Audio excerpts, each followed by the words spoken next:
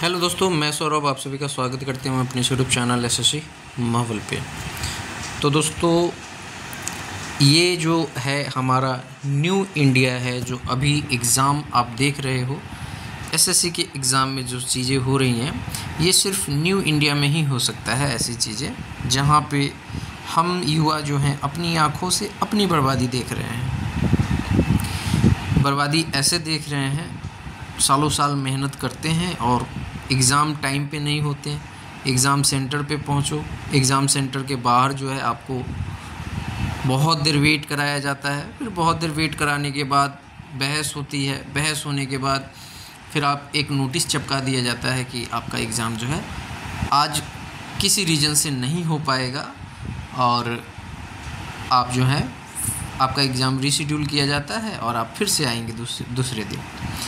तो ऐसा हो चुका है एसएससी का एग्ज़ाम सिस्टम।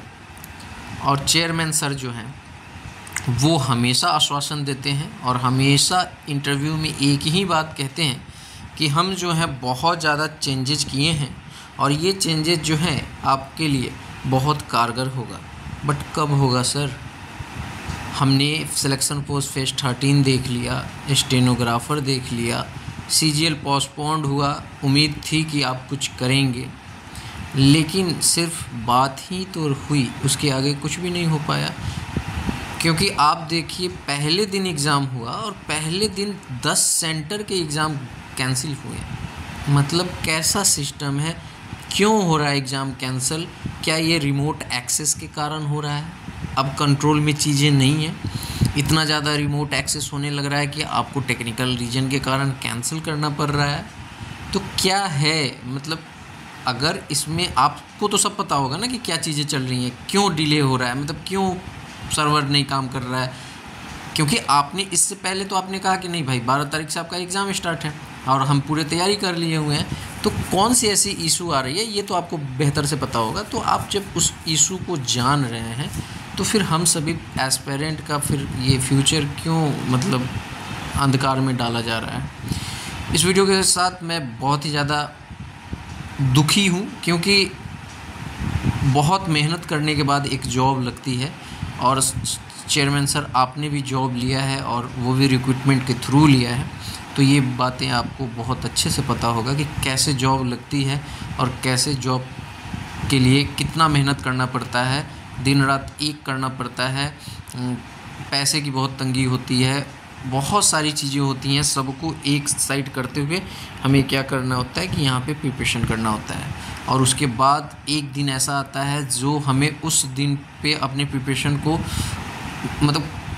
को ना इस तरह से साबित करना होता है कि हाँ हम कुछ कर सकते हैं। और उस दिन ये सारी चीज़ें होती हैं तो अंदर से मन जो है वो बहुत टूट जाता है कि आप कैसा सिस्टम बना रहे हैं, ये कैसे चेंजेज हैं और हम क्यों करें आपके इस चेंजेस पे ट्रस्ट, क्योंकि चीज़ें सुधर नहीं रही हैं।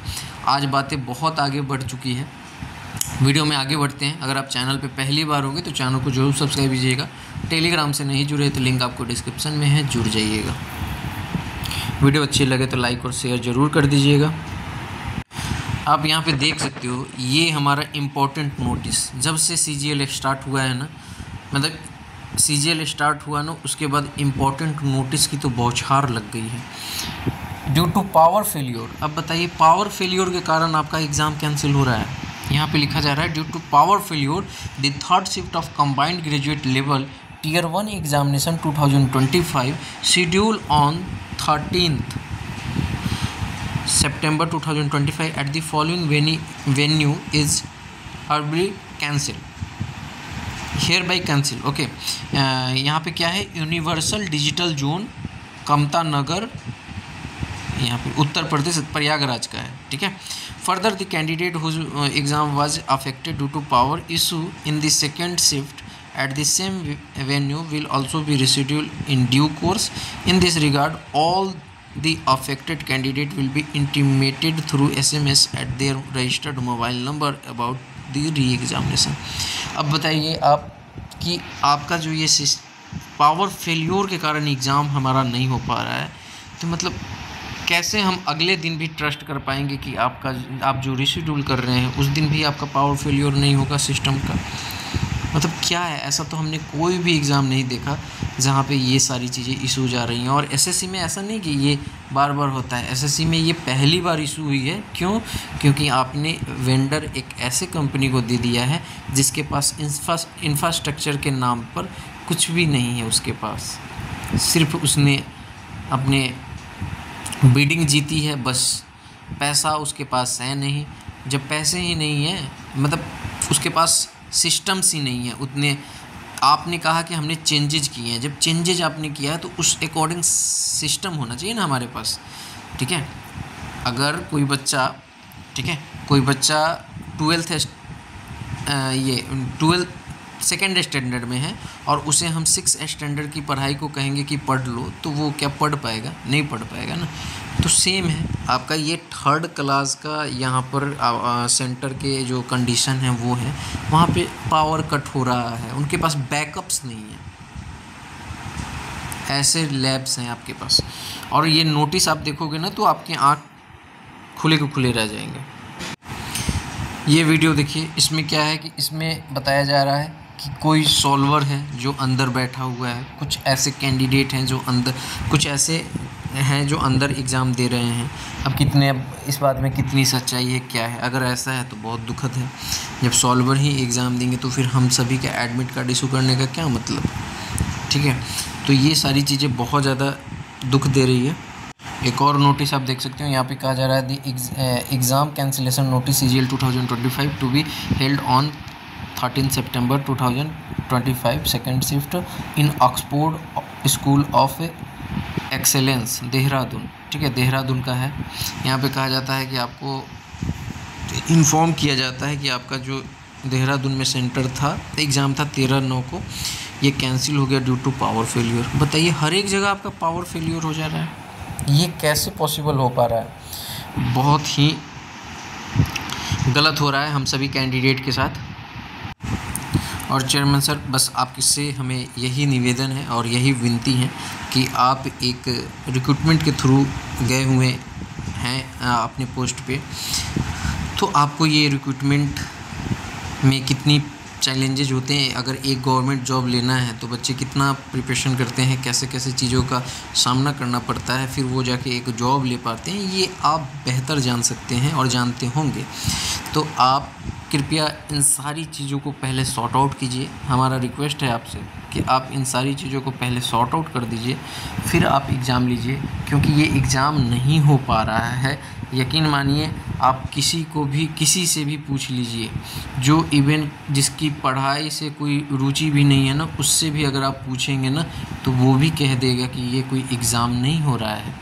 एग्ज़ाम में अगर कभी कहीं एक जगह इशू आ गया तो वो चलता है कि हाँ कहीं चलो सर्वर इशू हो गया, लेकिन आपकी ऐसे है ना, मतलब रिमोट एरिया में आपके यहाँ पर इश्यूज आ रही हैं, पावर कट हो रहा है, ठीक है।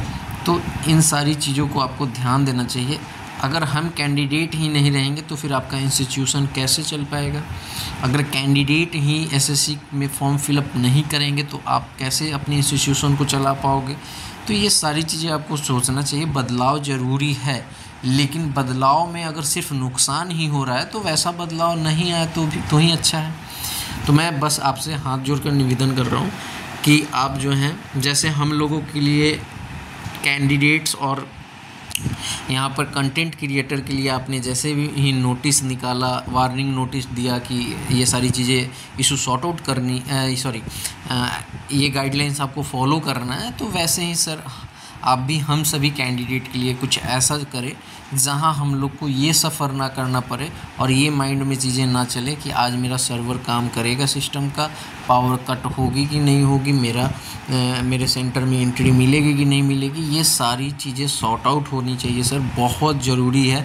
फेयर एग्ज़ाम ही बच्चों में जो है इंस्टीट्यूशन के प्रति जो है ना विश्वास लाएगा, और फेयर एग्ज़ाम बहुत ज़रूरी है। अगर आपका ये एग्ज़ाम फेयर नहीं होता है तो ये एक करप्शन की तरफ जाता है, ठीक है, क्योंकि एग्ज़ाम फेयर कराना हमारा मतलब ये जो एसएससी है उसका फ़र्ज़ है कि एग्ज़ाम आपको फेयर कराना है, ताकि जो बच्चे मेहनती हैं वो बच्चे सिलेक्ट हो पाएँ। ठीक है, तो अगर हो सके अब तक हमारी वीडियो पहुँचे तो कृपया हमारी बातों को आप थोड़ा सीरियस लें, और सारे जो एग्ज़ाम चल रहे हैं, ऑनगोइंग एग्ज़ाम जो भी हैं, कृपया कैंसिल कर दें, क्योंकि एसएससी से नहीं हो पा रहा है। अगर आप कैंसिल करके फिर से जब आप रिशेड्यूल करेंगे, जब आप फिर से सारी चीज़ें जब सही कर लेंगे तो एग्ज़ाम कंडक्ट करा लें। ठीक है, लेकिन सर ऐसे कंडीशन में एग्ज़ाम ना ही कराएं तो बेहतर है। इस वीडियो में इतना ही, मिलेंगे अगली वीडियो में। जय हिंद, जय भारत, सबको ख्याल रखिएगा।